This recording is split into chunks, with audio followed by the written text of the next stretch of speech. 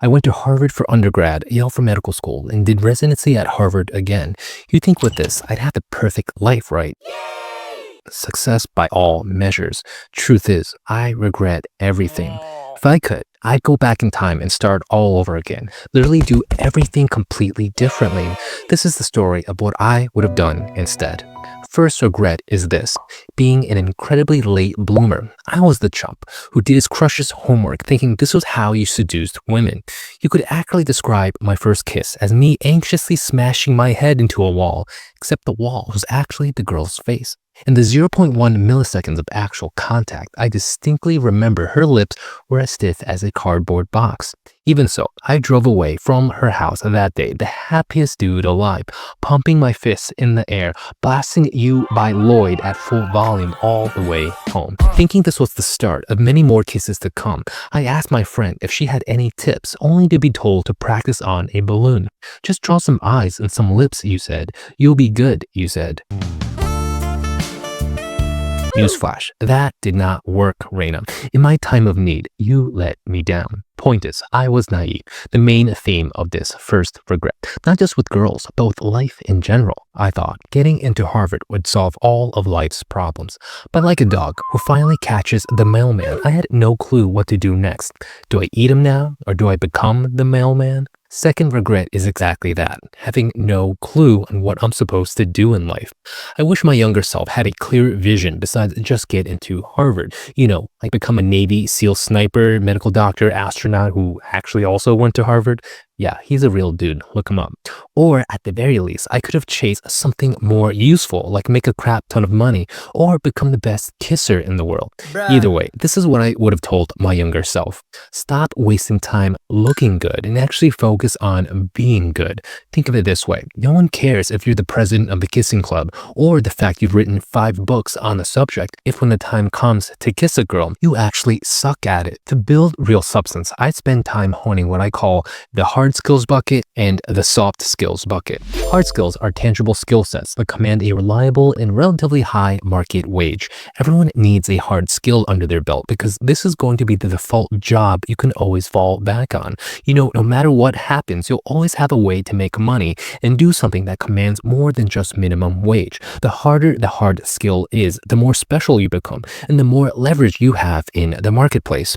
If your hard skill requires a lot of reading and writing, I actually encourage you to use on Riddle. This is something I definitely would have used regularly at Harvard. Why spend hours reading hundreds of papers when you can save time having Unriddle do it for you? Just drag and drop. Articles, research papers, textbooks, even videos. Now I can ask Unriddle specific questions on any topic or chapter and breeze through my work with custom-made notes and takeaways. When it comes time to write, Unriddle scans my uploaded materials and suggests relevant content to include in real time. It even organizes all my references for me, so all my citations are done by the time I finish. Best part is, if you're stuck, typing ++ gets Unriddle to finish the thought for you.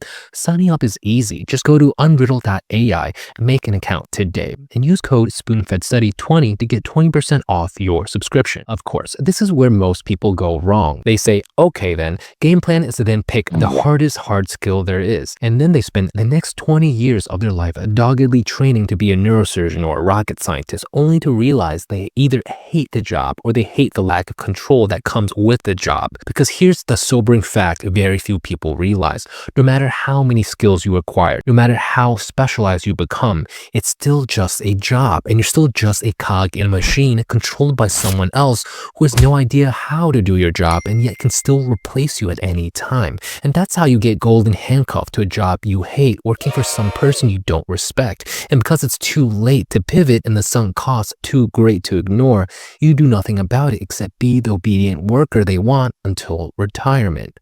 That's how you breed regret and resentment. That's why this neurosurgeon is now unemployed and camping in the woods instead. Actually, that looks pretty sweet. Gosh darn it, I should have done that. So, would I have done medicine and become a doctor if I could start over? Heck no. I tell my younger self to do anything but that. Maybe become a garbage man for a few years, start an OnlyFans account, and then leverage that to become the next Kim Kardashian or something. Of course, if we were all immortal, picking the hardest, biggest barrier to entry hard skill there is, like becoming a brain surgeon, would be a good investment of time. But sadly, we are all going to die. So what should you do instead? I like to think about it using the Goldilocks principle. If it's too easy and there's no barrier to entry, your wage will be crap. Think, if the old lady with rheumatoid arthritis down the street can be trained in a week to do your job, you probably need to rethink your career trajectory. On the other hand, if it's too hard or takes up too much time, you'll probably get crushed by debt or burn out by the time you get there.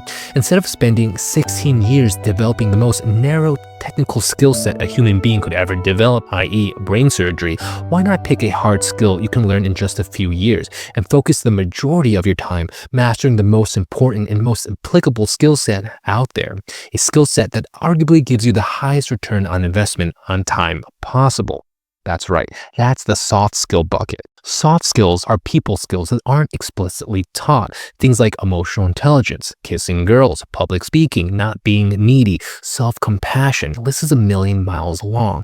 It's the kind of stuff you can't really put on a resume, but it's just as important, if not more, for career success, maybe even for life quality in general.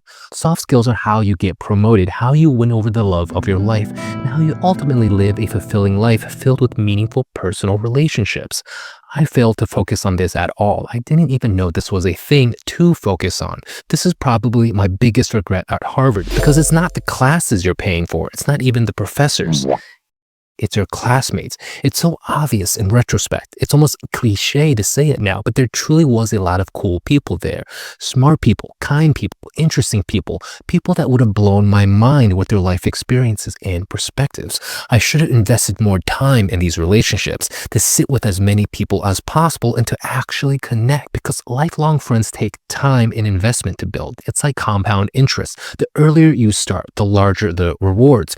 It was Sahil Bloom that asked, what does your ideal day look like at age 80? Your ideal day is probably sitting with the people you love, thinking about things that you care about with an amazing group of friends who care about you too.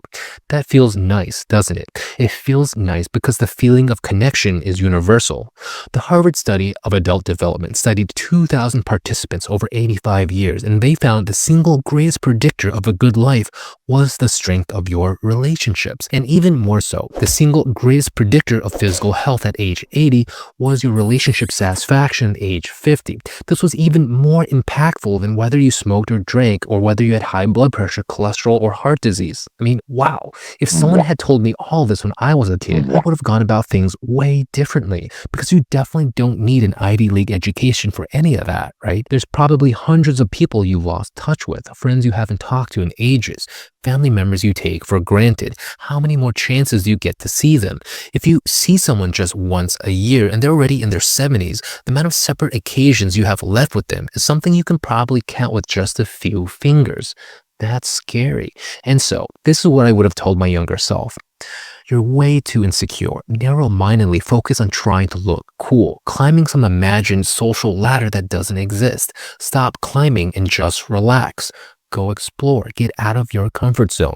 Go do that extracurricular event, activity, or club you didn't even know existed. If you just chilled out a bit, you probably would have looked less desperate, and then ironically, more people would have actually wanted to be your friend. Some of these people may even have helped you get better at kissing, if you know what I mean. To make a real friend, you simply have to do 3 things. Connect with them, have fun with them, and spend time with them. How do you connect with someone? By being vulnerable. Make them feel safe by revealing your underbelly, and in due time, they'll reveal theirs. Crafting this macho, cool guy who dances persona gets you noticed, I guess, but it really doesn't do much else. I made a bunch of dance friends at Harvard, but a lot of them ended up being pretty superficial relationships. It's no wonder why I've always felt a deep sense of loneliness. I think that's probably why the default method of socialization is to drink, to get wasted, to black out. It's really to forget the loneliness we all probably feel deep down inside. We're all stuck on our own me islands, hang out by ourselves, hoping someone will eventually be brave enough to come visit. You could leave and you could swim to someone else's island yourself, but you don't, because you're either too scared or you're too proud. And so you wait. Unfortunately, why some people end up waiting their entire lives. Outside a few lucky friendships I did accidentally manage to make, I don't keep in touch with the vast majority of my classmates. And that's too bad. Good news is, it's never too late to be intentional, to look at all the people around you in your life and to ask, how are you? No, I mean, really, how are you?